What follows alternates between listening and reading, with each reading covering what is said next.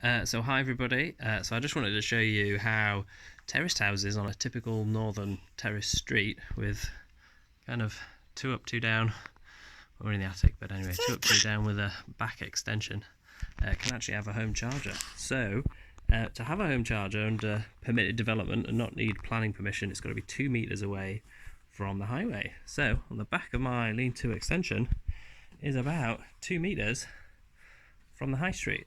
Well, not the high street, the back lane we've got, the highway. And so we've got this wee little bin alley that you can see it's fairly typical for northern streets.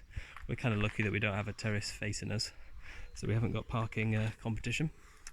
But here we go, we've got the Kona parked just outside our terraced house, and we can fit our charger cable. So this is like a standard 5-meter cable.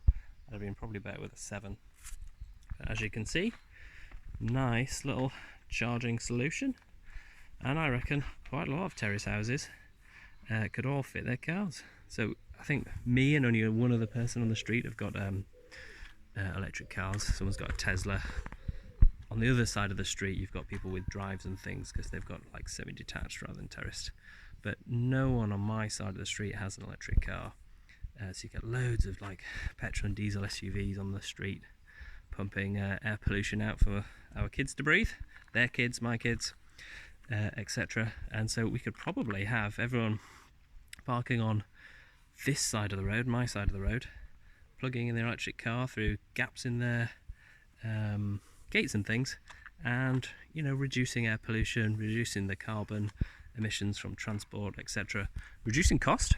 So I estimate, because now I've got a smart meter, I've got my own electric car charger, I get a Octopus Go tariff.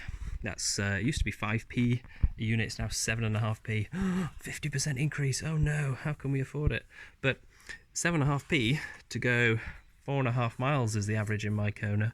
I think that works out, if I remember correctly, at 1.66 recurring pence per mile. Whereas my old Suzuki Swift, tiny little car, we got this one because it was a bit bigger, the nice Kona. I think it did 60 miles to the gallon was my historic average, because I did a lot of motorway driving, so it was reasonably efficient. And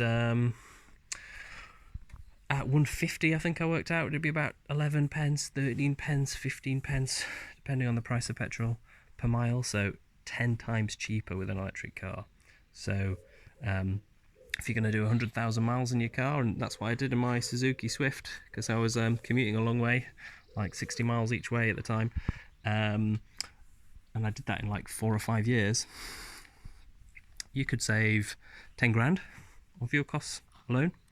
And if you actually keep your car for like 200,000 miles, and the new battery electric cars can easily do that on their batteries. They think that the Tesla batteries could probably do 2 million miles. So it's not a problem at all, the batteries conking out or running out of charge, etc. You can save loads of money. 200,000 miles would be 20 grand. So you might think, oh god, electric cars cost more. But over the lifetime of the vehicle, you're kind of investing to save. Maybe you do need a bit of extra money to afford the loan or whatever. We had a bit of a deposit, so our car, our Kona, costs us only $250 a month, and I don't do that many miles. I did 9,000 last year. There was a free public charger which has gone to about 25p a unit now, so I did the majority of my miles last year for free, but now I'll be doing them for 1p a mile. So I think 9,000 miles I'll use 2,000 kilowatt hours, and that will be, I think I worked out 7.5p, that will be 133 quid, something like that.